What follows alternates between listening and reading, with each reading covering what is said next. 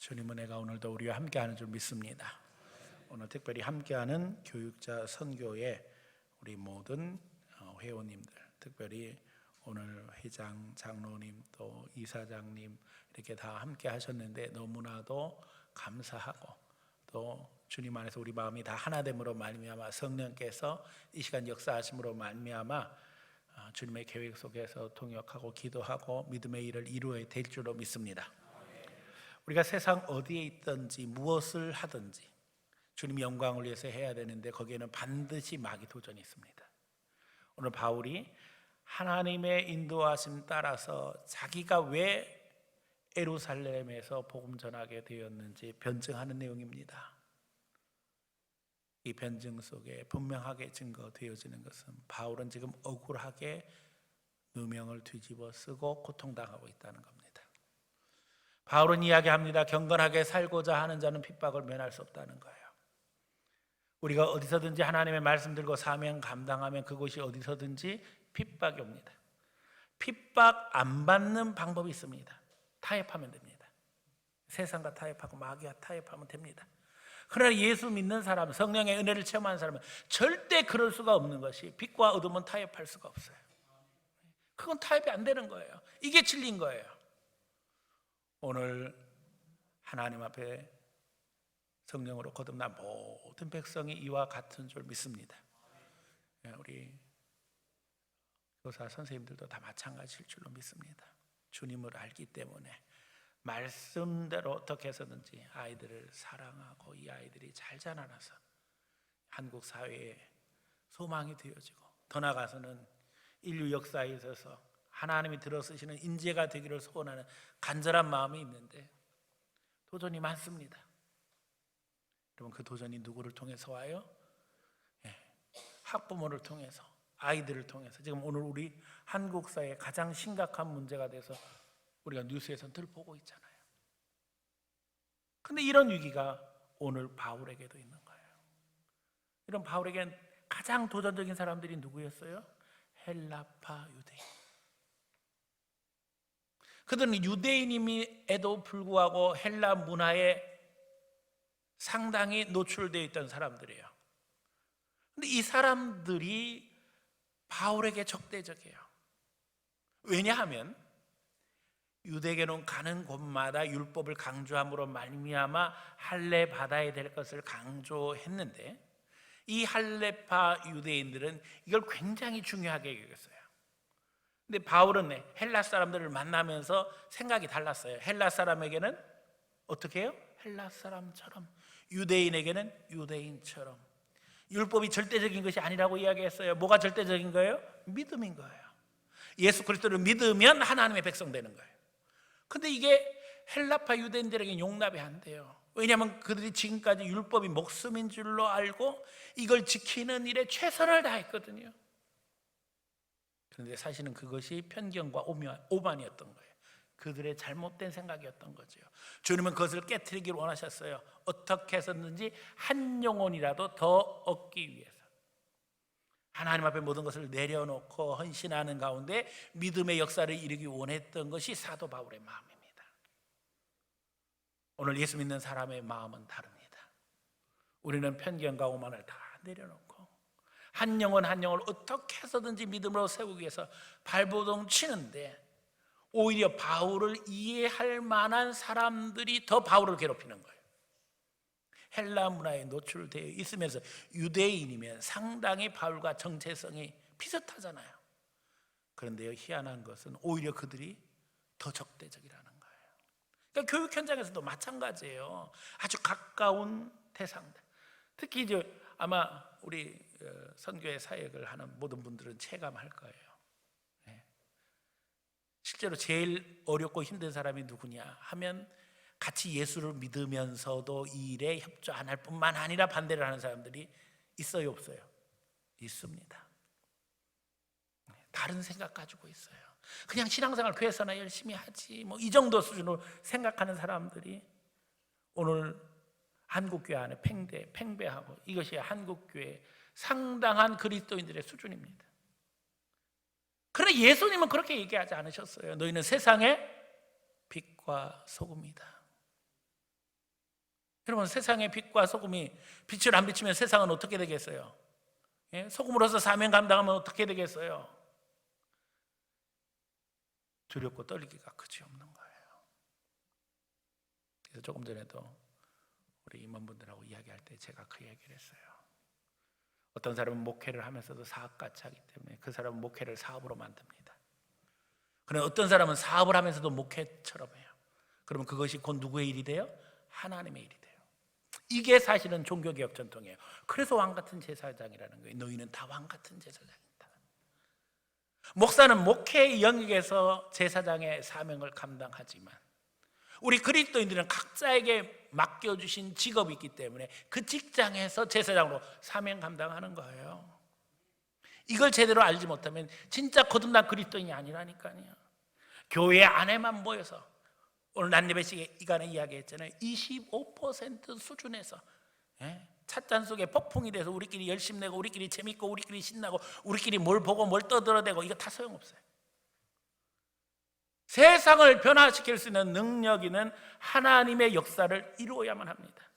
이게 종교개혁 전통인 거예요. 그래서 교회 안에서 민주주의가 만들어지고 이 민주주의가 발전함으로 말미암아 세상을 변화시켜서 오늘 누구나 다 인정하는 세계 최고의 정치 시스템은 민주주의입니다. 그럼 자본주의가 어떻게 만들어졌어요? 믿는 자들이 자기들에게 맡겨진 것에 최선을 다할 때 그들이 만드는 물건이 명품이 되는 거예요. 세상 사람들은 돈 벌기 위해서 만들지만 예수 믿는 사람들은 하나님의 영광을 위해서 만드는 거예요. 그러면 명품 되는 거예요. 그럼 부가적으로 따라오는 게 있어요. 돈은 그냥 따라오는 거예요. 그래서 자본이 형성되어지고 자본주의가 발전하게 되어져요. 스위스에서 종교개혁이 시작돼서 제네바에서 칼빈이 교회 안에 민주주의를 정착시키고 또 성도들에게 무엇을 하든지 주님의 영광을 위해서 가르침으로 말미암아 직업 소명설은 기독교인들에게 아주 중요한 신앙 원칙이 되었습니다. 이게 우리 신앙 전통인 거예요. 이게 카톨릭과 구별되는 아주 중요한 우리의 정체성이에요. 그럼 우리 나가서 하나님의 일을 해야 돼요.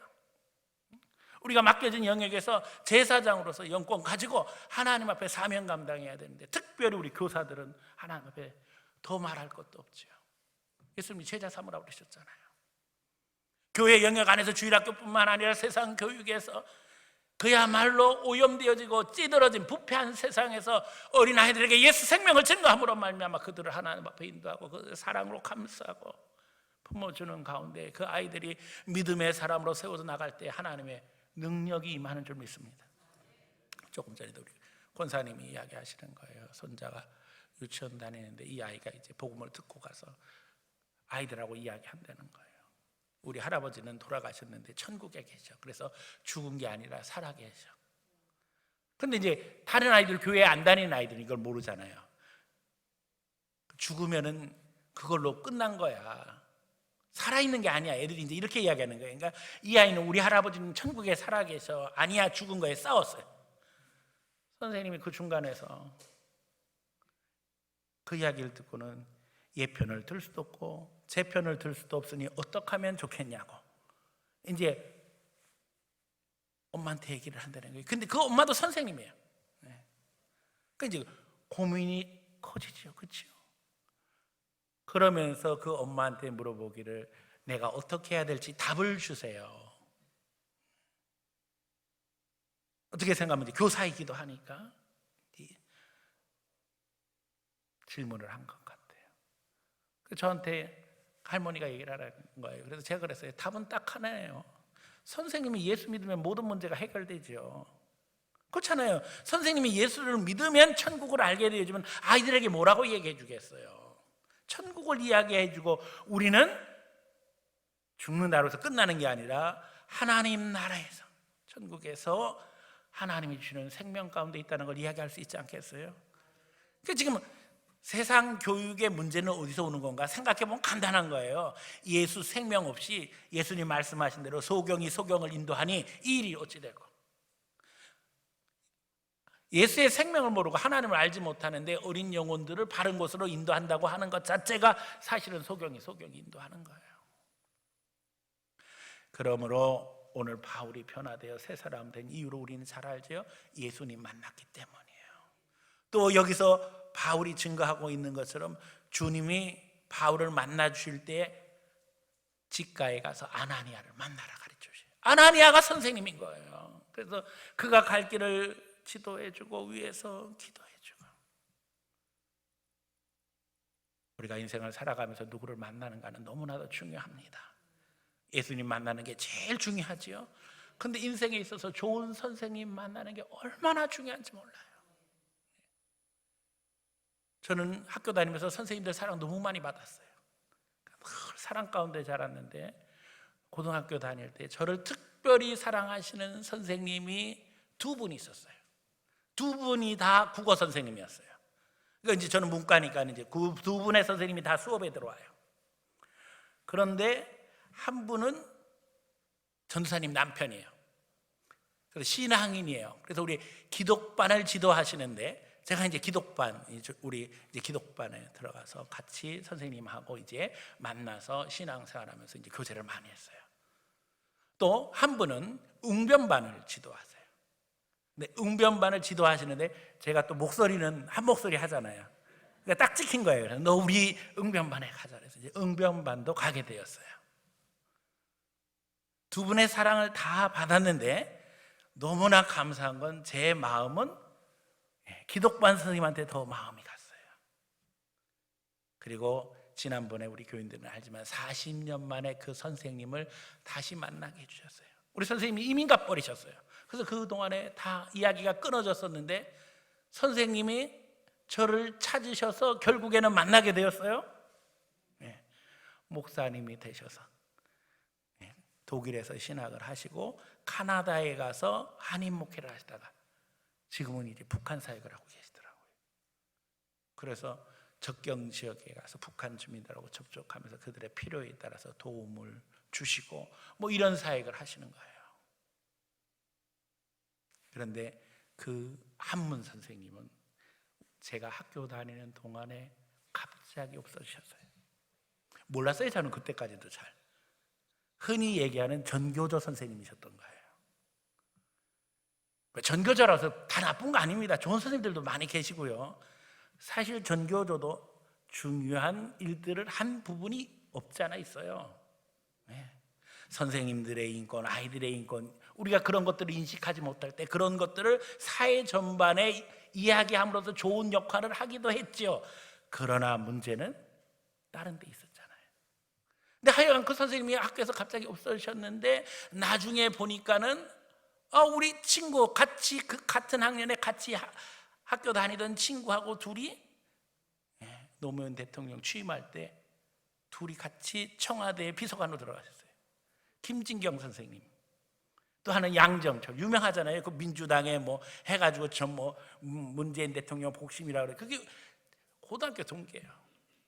근데 이제 40년 지나고 나서 이제 만난 또 다른 국어 선생님 노하덕 목사님이 저한테 반갑게 만나서 막 이야기를 하다가 옛날 이야기를 하면서 그 이야기가 나온 거예요. 그러면서 그 목사님이 저한테 그 얘기를 하시는 거예요. 이 목사랑 이렇게 만나서 지난 40년 동안 주님을 섬기고 살았는데 이 목사는 어때? 글리 줄 섰으면 더 좋았을까? 그래서 제가 뭐라 그랬어요? 당연히 저는 선생님하고 신앙생활도 잘하고 목사 돼서 너무 행복해요. 그랬더니 선생님도 똑같은 얘기를 하시는 거예요. 나는 40년 주님과 함께하면서 너무 행복했다. 후회가 없다. 아쉬움이 없다. 그러니까 누구를 만나는가에 따라서 여기서 확 달라지는 거예요.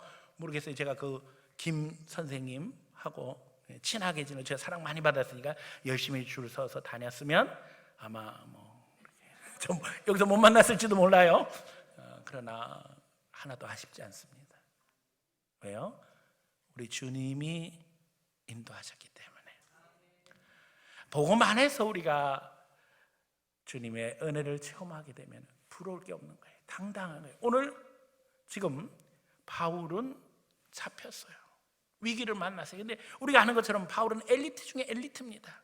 근데 복음 때문에 고난당하는 거예요. 사실 우리 사회에 있어서 선생님의 위치는요, 그렇잖아요. 아무나 되는 게 아니에요. 엘리트 중에 엘리트가 교사가 되는 게 우리 한국의 아주 가장 오래된 전통이에요.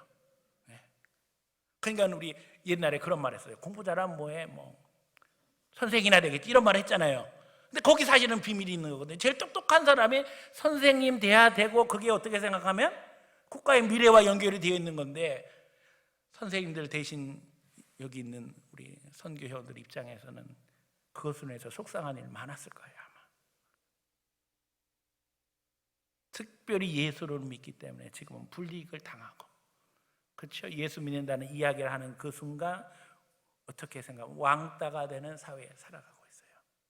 제가 이제 경목 활동을 하기 때문에 너무나 잘 압니다. 공무원들도 마찬가지입니다. 우리 구청의 신회원들 만나서 이야기하면 똑같습니다. 우리 경찰 공무원도 마찬가지고 국가 공무원도 마찬가지예요.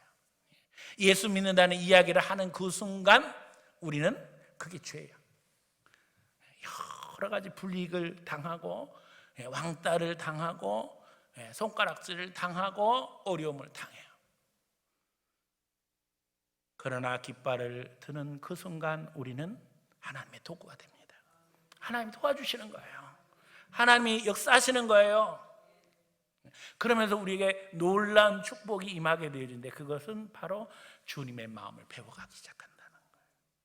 주님이 깨닫게 해주시고, 주님의 마음을 주셔서 사람들을 대하게 해주시고, 사랑하게 해주시고, 그 가운데 믿음의 역사를 이루게 하십니다.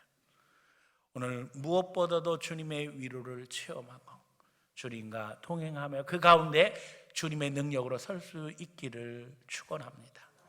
우리가 이길 수 있는 방법은 오직 하나, 주님 사랑하기 때문에, 주님이 나를 사랑하셨기 때문에 우리가 이기고 나갈 수 있는 거예요. 바울이 증거하는 것도 그거예요. 나를 만나주신 예수님 쳐버릴 수 없다는 거예요. 오늘 그러므로 십자가에 달린 예수님을 마음에 품고 우리가 늘 예수님의 마음으로 승리하기를 원합니다. 예수님도 도전 받으셨어요. 오늘 바울도 마찬가지예요. 그런데 바울의 형편은 주님과 달랐던 것이 이 상황까지 오는 데 있어서 오늘 바울이 얘기합니다. 스테반의 이야기를 해요. 내가 스테반 죽이는 일에도 동참했었다. 그런데 상황이 역전됐다는 거예요. 우리는 알아요. 우리가 희생하고 헌신하며 가는 그 길에 사실은 새로운 영혼이 세워지는 거. 예수님 말씀하신 대로 하나의 밀알이 썩어지면 많은 열매를 맺는다는 걸 믿기 때문에 우린 썩어지고 죽어지는 거예요. 내가 죽어서 어린 영혼이 하나 바로 설 수 있다면 죽어줘야죠. 근데 그게 한 번 죽어서 해결될 일일 것 같으면 그냥 한 번 딱 죽고 끝났으면 좋겠어요. 그런데 바울은 뭐라 했어요? 날마다 죽는 거예요. 죽어져서 한 번 죽었어요. 해결이 안 돼요. 또 죽어야 돼요. 또 죽어야 돼요. 이제는 애들 앞에서까지 죽어져야 돼요. 그러니까 너무 힘들죠. 근데 저는 깨달았어요. 히브리서를 읽으면서 보니까는 단번에 모든 것을 이루셨다. 그러니까 단번에 모든 걸 이루신 분은 오직 한 분인 거예요. 예수님 뿐이 없는 거예요. 우리는 예수님 아니기 때문에 한 번 죽어가지고는 안 되는 거예요. 그래서 바울은 날마다 죽노라 그런 거예요. 오늘 우리가 죽어져도 감사한 것은 우리가 죽음으로 주님의 생명이 드러나게 되는 줄 믿습니다. 예수의 능력이 나타나게 되는 줄 믿습니다. 우리가 말하지 아니해도 모습으로 보여주면 메시지는 전달되어져요. 저는 학교 다니면서 많은 선생님들로부터 사랑을 받았는데요, 나중에 보면 더 사랑해 준 선생님은 다 교인이었어요. 그거 참 희한하죠. 네. 그 선생님들이 심지어는 교회 다녀라 이런 말 하지 않으셨음에도 불구하고 나중에 아는 거예요. 아, 이게 주님의 사랑이었구나. 뭐 지금은 애들 몇 명 안 되죠. 뭐 20몇 명. 거기서 이제 왔다 갔다 하는 것 같아요. 아주 많으면 뭐 30명까지도 가는 것 같은데 저희 때는 80명.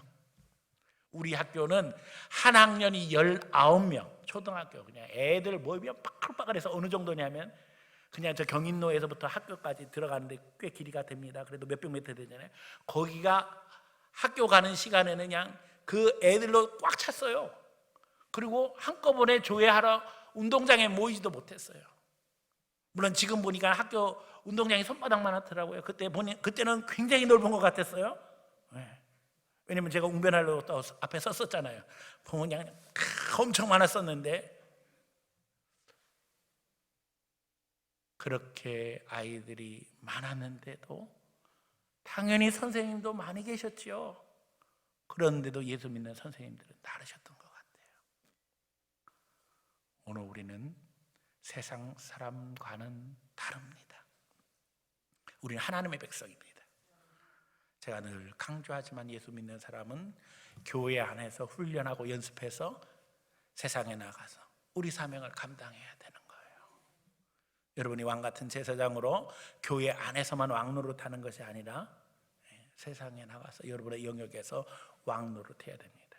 이걸 제대로 모르면 왕같은 제사장이라고 하니까 교회 안에서 왕노릇하면서 목사 괴롭히는 사람들이 있어요.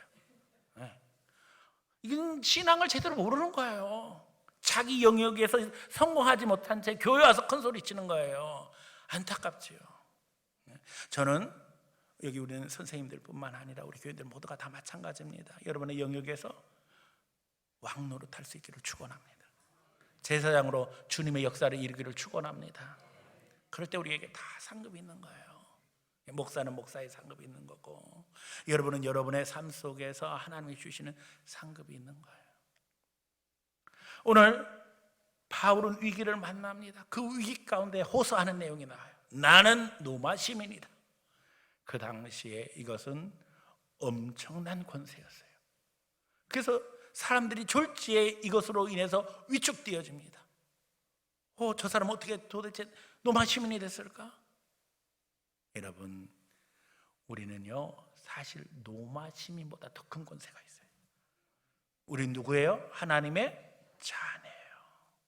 우리에게는 예수 이름 권세가 있어요. 우리 대장은 예수님이에요. 악한 사단이 사람을 통해서 역사합니다. 상황을 통해서 역사합니다. 형편을 통해서 역사합니다. 물질을 통해서 역사합니다. 우리는 그때 예수 이름으로 선포할 수 있어요. 악한 마귀는 예수 이름으로 물러갈지어다. 믿음으로 선포하고 나가는 거예요. 그렇다고 또 사람에게 교장 선생님 뒤에 마귀가 역사합니다. 물러가세요. 이런 곤란한 거고요. 우리 마음으로 선포하며 나가는 거죠. 우리는 하나님의 자녀예요. 예수 이름으로 선포한 마귀는 물러가게 돼 있습니다. 우리 현장은 너무나도 힘들어요.